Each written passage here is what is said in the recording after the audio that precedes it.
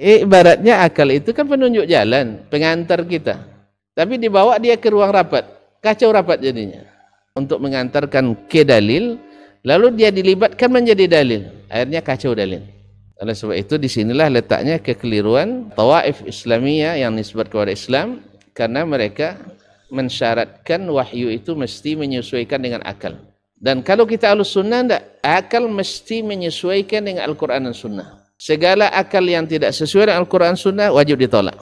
Ahlul ahwa tidak mengatakan semua wahyu yang tak sesuai dengan akal mesti ditakwilkan, dirubah.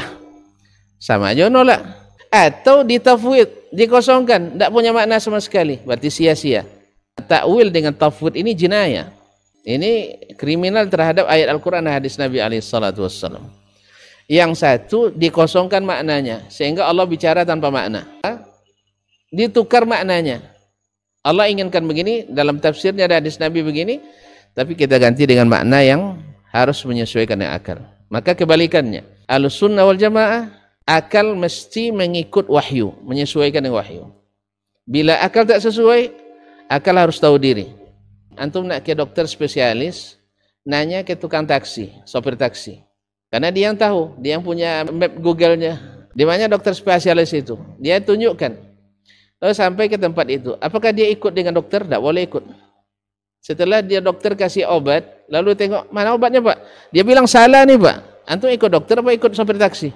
Walaupun yang menunjukkan itu, antum tidak sampai ke spesialis kecuali melalui sopir tadi. Demikian juga dengan akal. Akal itu hanya sebagai alat menyampaikan kita ke wahyu. Nah, bertemu dengan wahyu, alat transportasi ini harus tahu diri. Saya hanya sampai sini Pak, tidak bisa saya masuk. Nanti kalau saya masuk kacau masalah. Nah, itu yang terjadi sekarang. Masuk akal ke dalam mengatur wahyu, akhirnya kacau akidah umat Islam.